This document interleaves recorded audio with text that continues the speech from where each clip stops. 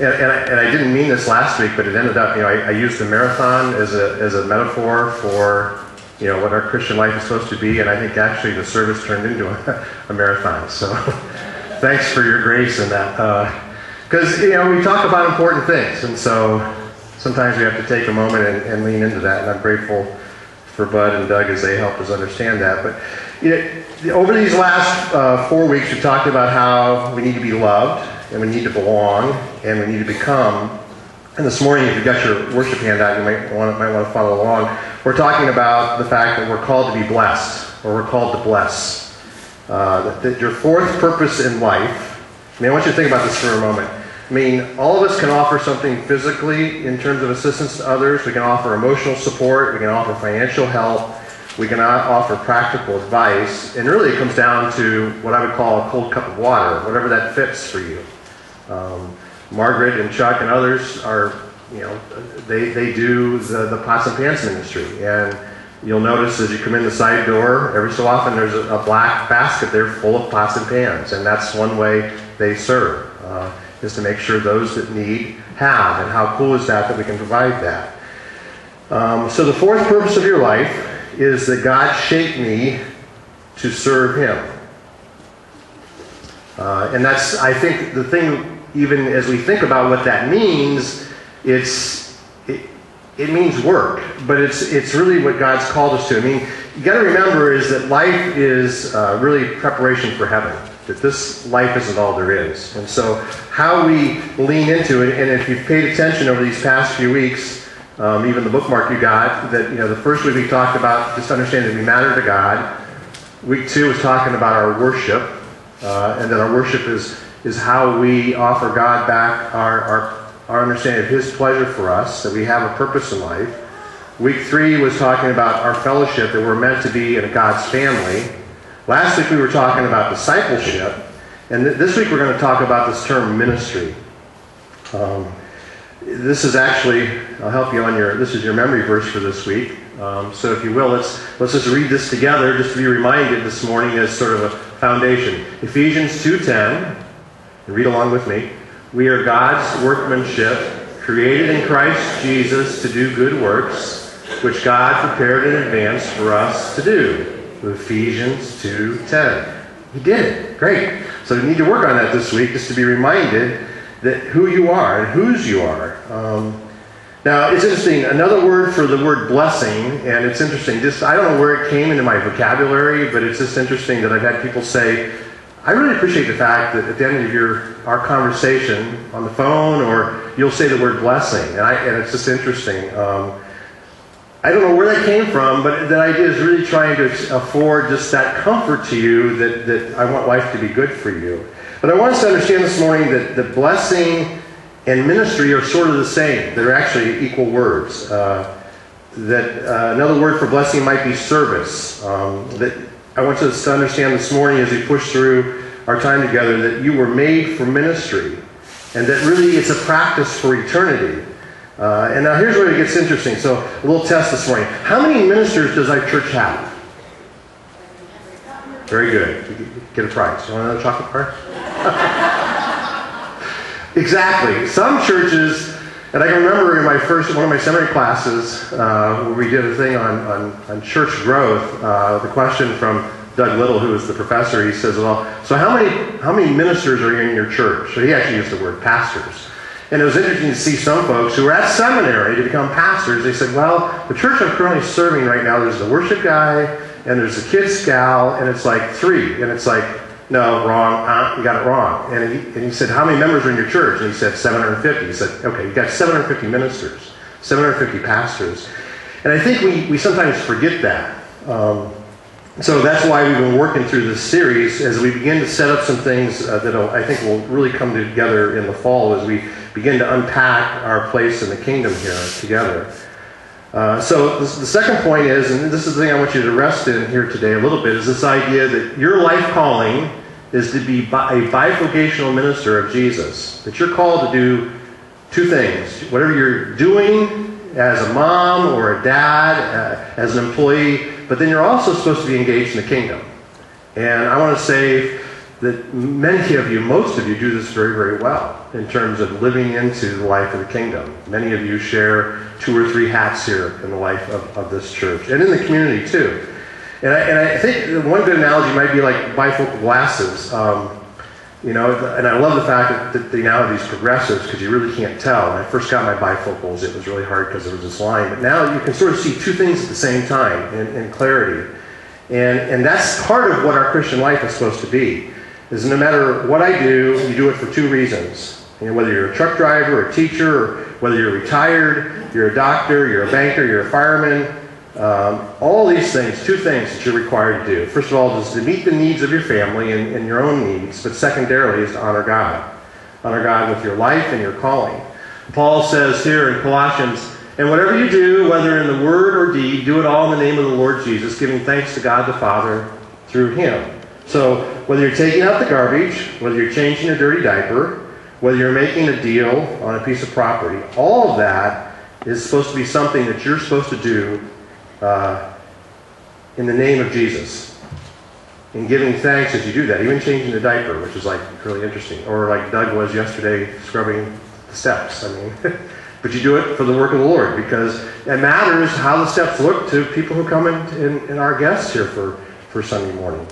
One thought I want you to think about too today is this idea is that I want you to turn what you would call menial tasks into meaningful tasks.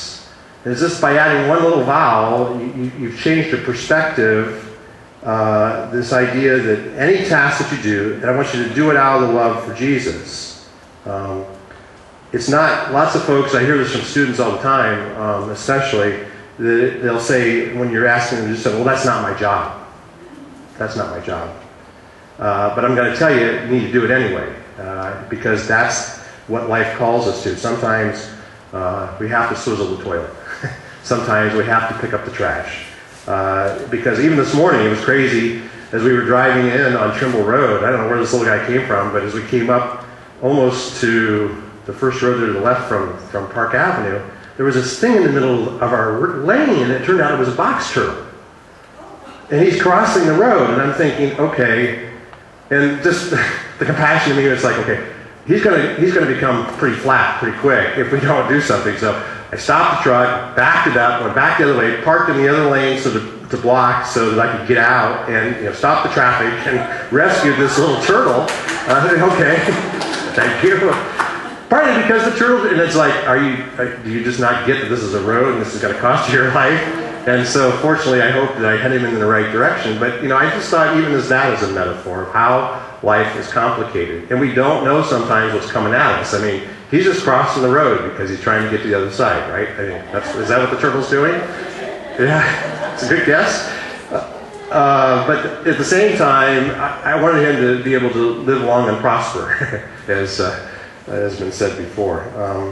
But the thing is, I want you to understand too, the calling to salvation is also the call to serve. That once you come to know Jesus, that there is this action then, that once you've stepped across that line, once you've become a member of the church specifically, and then all of us are called to that ministry together.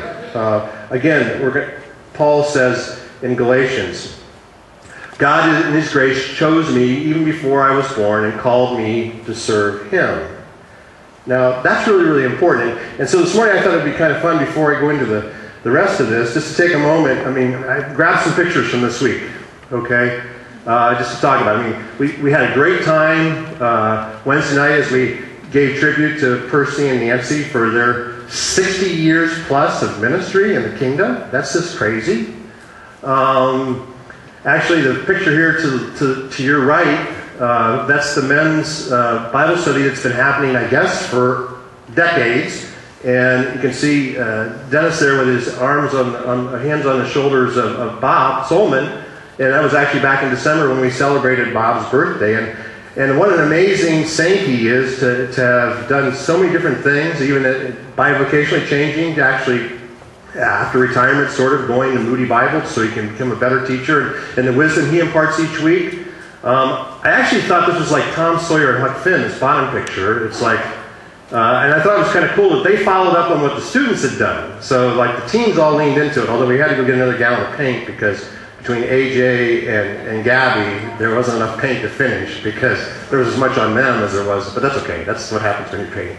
And then even this week, and I just have to do this because I love my wife and to bless her for Mother's Day. I mean, she was on page 1 of the Ashland Times-Gazette because she went back to school on Thursday and did a Friday did a job fair at Crestview High School, and it was just cool that just trying to encourage students, 8th graders, to think about something beyond themselves, and just cool. And she made it above the fold, which means she's really a rock star in my book, but that's good. But just this idea of serving, that's what we do, and the beauty of that, and the joy of that, and the stories, and I really do think it's touched Finn. The more I see that picture, and you don't have the droopy drawers either. It's kind of Chuck's the guy in the orange, but it's you're going out. It's Dr. DeWald and Chuck and Dennis, and yeah, it's like, how cool is it that fence is now painted? It may be brown.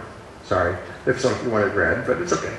It looks great coming out the door, and that's just a way for us to give ourselves a presence in the community. So let's just roll through a couple benefits here about serving. What will happen if I use my life to serve and bless others? And I think some of you already know this, but I want to be intentional this morning to map it out. First of all, serving others unselfishly will create joy in your life. Most of us are looking for happiness in all the wrong places. We think it's possessions, we think it's our position at work, we think it's our passions, maybe our pleasures, our popularity, but none of that really matters. That really where you find yourself, the joy in life is when you give yourself away. And how cool was it that we had 25 or 28 people show up yesterday at various stages to lean into, I mean, most of you don't know, if you look down at your pew seat pad this morning, it's nice and clean because Jenny DeWald ran the vacuum cleaner over every entire pew. And how cool is that? I mean, that's a small thing. Or can you tell, does it look a little brighter in here this morning? And that's because Dick and Dan were high up on the ladder and put some new bulbs in. And just those kind of small things, I hope you understand. And that, although Dick and Dan have told me that they're about done climbing the ladder because they need to find the next generation to sort of step up into that. As I even tried it at the one spotlight, they had just changed it all and it was off, and so I climbed up, and sure enough, it was just it's now back on. But those kinds of things of serving. But then, just as a sidebar, I mean, how many of you know that we have a recently associate degree student in the room? Does anybody know that? There's a couple of us. Lynn Feldman, you should say congratulations to her. She just walked across the stage and got her associate's degree in human services. And how cool is that at this point in life, and I know walking with my wife, she went back to graduate school, and so even what that may mean for you to think about serving, it may mean that you need to lean into a class. There's an opportunity coming up here in a couple of weeks. Bob Lupton is doing a presentation for the presbytery on this thing called toxic charity, and I know Doug is planning to go on June 13th. If any of you are free to go, I mean, this idea, how do we be Christ to others and to serve them and not enable them? Or even this coming weekend, there's an opportunity to just be reminded, I'll go back to this for just a second. The DeWald Center is celebrating its 10th anniversary, and you all are invited at 1 o'clock. I mean, that's serving the community, and it's cool to see how that is a place that is changing lives, as our students got a chance to share there last week.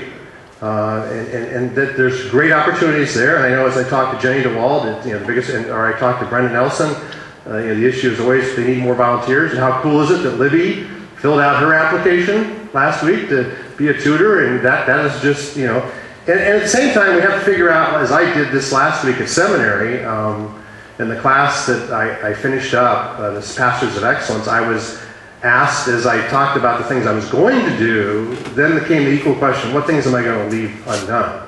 Or what things am I going to not be doing in the future? To be able to create margin, because it's not about us doing more. It's really about us, And that's where the conversation in the fall, even those of you that were in the Sunday school class this morning had the conversation about what is your shape? How has God wired you? And you may not know where your area of service is, and we're going to try to help unpack that over the coming months so that you can basically understand how God has called you to be who he wants you to be. But there's two secrets of joy. First of all, the sub-point here is you got to get the focus off myself. It's not about you. It really is not about you. And that's a hard place for us to be because we want it to be about us. But at the same time, we need to shift from an inward focus where it's all about me to an outward focus. And you know what? Our society is obsessed with the self. I was joking with Nancy and Percy and Barry that we saw a selfie from Lakeside and how we all do it. In fact, I could even do one this morning and see how many people we can get in it. And how cool is that? And it's interesting that even at a funeral, I guess it was at the African leader, where some famous folks, politicians, actually did a selfie while they're supposed to be making tribute. And I get it; it's part of our culture. But there's an obsession that we have with the self that we need to think counterculturally a little bit, and that's where Paul talks about we need to give away our life. He says here, "My life is being poured out as part of the sacrifice and service I offer to God for your faith. Yet I am filled with joy, and I share that joy with all of you." The most helpful people are the most happy people. That when you serve and give out of yourself, that's when real joy comes about. See, God wired the universe so that we won't be selfish. He really wants us that there would be lots of joy. Or Paul says this in the church at Philippi. He says, "Always be full of joy in the Lord. I say it again, rejoice. Let everyone see that you are unselfish and considerate in all you do." And maybe I can make it even more blunt in this regards. It's simply this: forget yourselves long enough to lend a helping hand. So even something as simple, and I know this is crazy, but something as simple as seeing a piece of trash laying on the floor, as you walk through a public space, I know it may have germs on it, but what that says, even in our building or at the high school, I find myself continually picking up after the kids. And I could just ignore it, but I think that if the trash is laying around, it sends a message. And so again, I'm grateful as your pastor that 25 of you showed up yesterday through the course of the day and leaned into making the building, paying attention to God's place here in this corner of Maple and Linden, so that we can be a welcoming space and that we can offer something to others. Second point is that you need to use your gifts to help others. And not only to get the focus off yourself, but you need to use your gift to help others.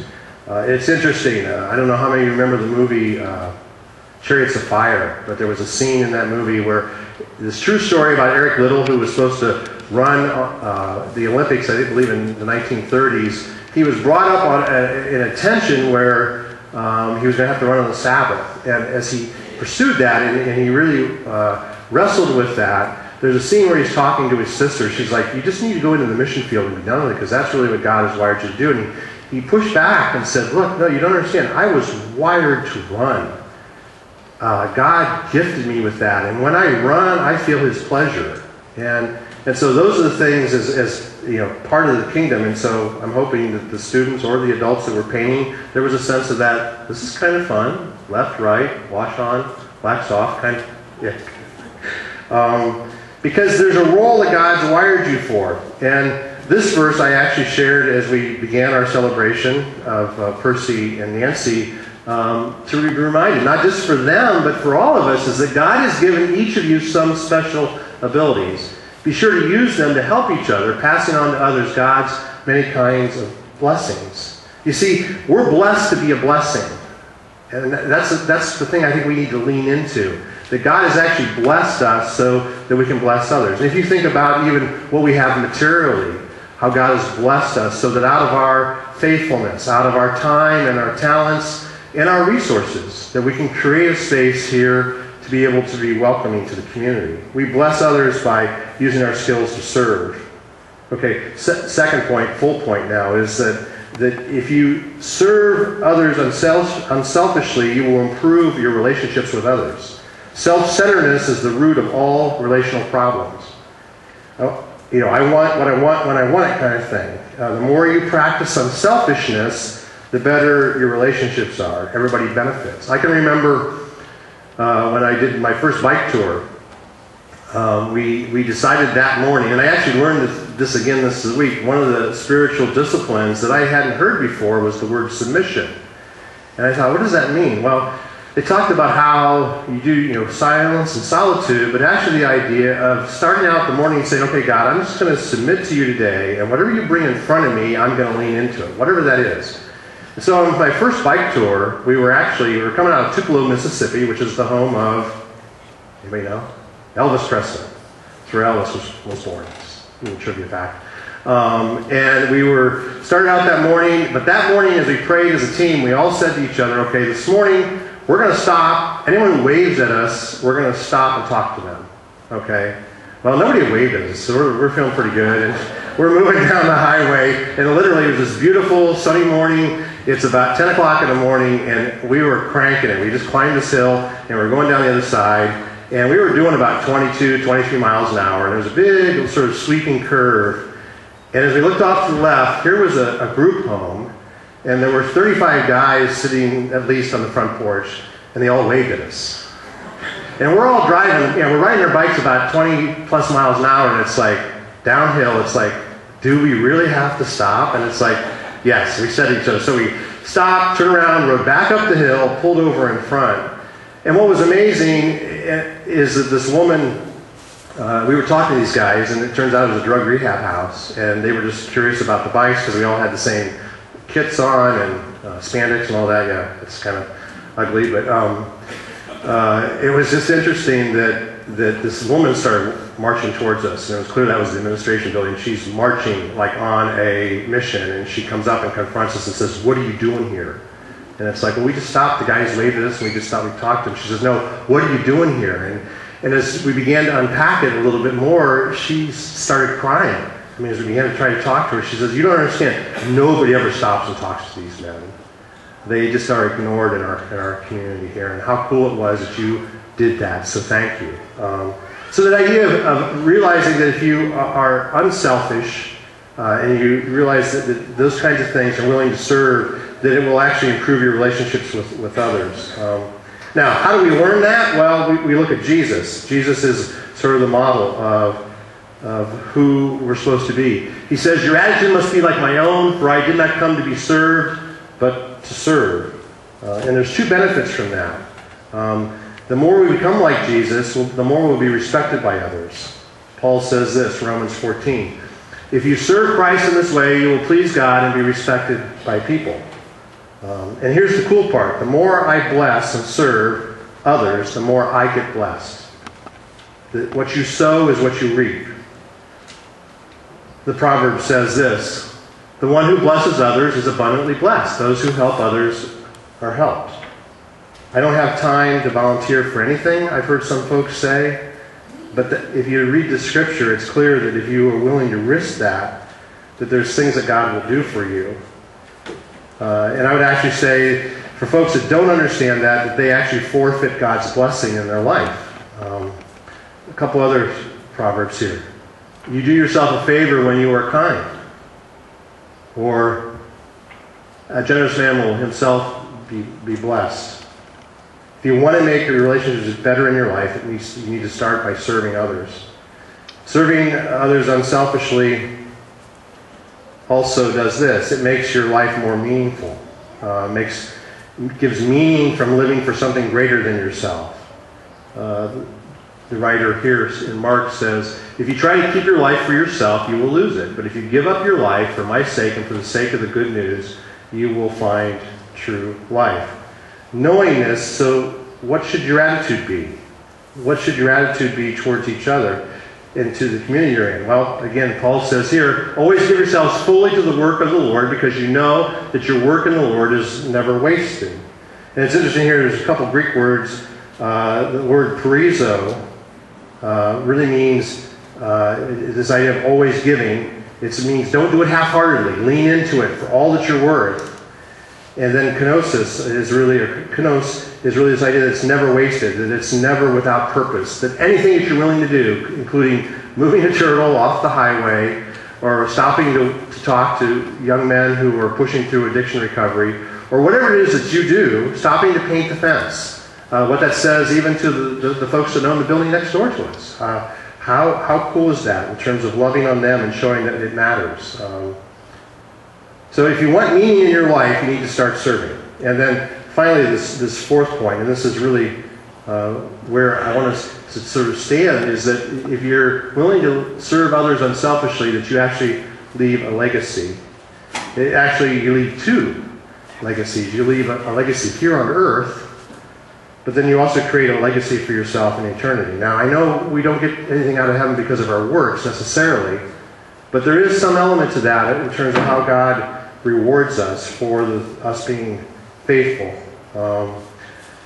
When I thought of this verse, Proverbs 10:7, good people will be remembered as a blessing, I thought about Ruth Sweeble and just her life and all that she offered to so many. And so my question to you this morning is, what do you want to be remembered for? Or more importantly, will you be remembered? Jesus told us that if you want to be great, you must be the servant of all others. We all know the story of Mother Teresa and her heart to serve.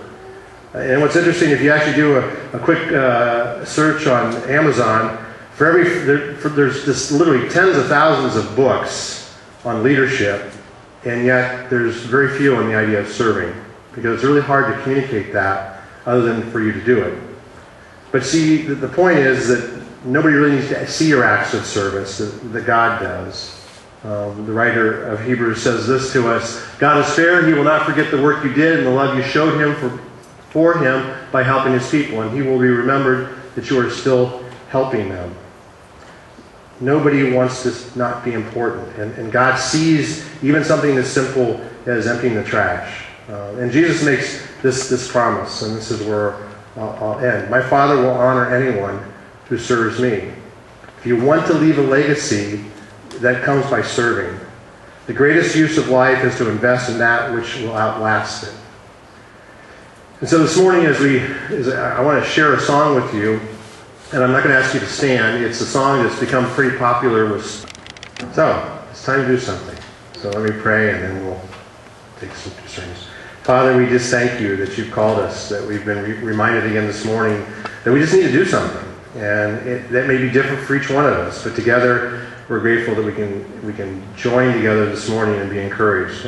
Thank you for just the many blessings of this week, thinking just about those that have served us, like Nancy and Percy, and what a joy to be able to celebrate that, and to even share that with the community because of newspapers and televisions. Thank you that we can actually spend time taking care of your space that you've given us. And we just pray that as we lean into the rest of today, as we celebrate our mothers, especially those that, if they're gone, just a memory of who we are, who they were to us, and how we've been leveraged to do something in our own families and in our own community. And so we just thank you for the privilege. Just ask your blessing now. And all God's people said, amen.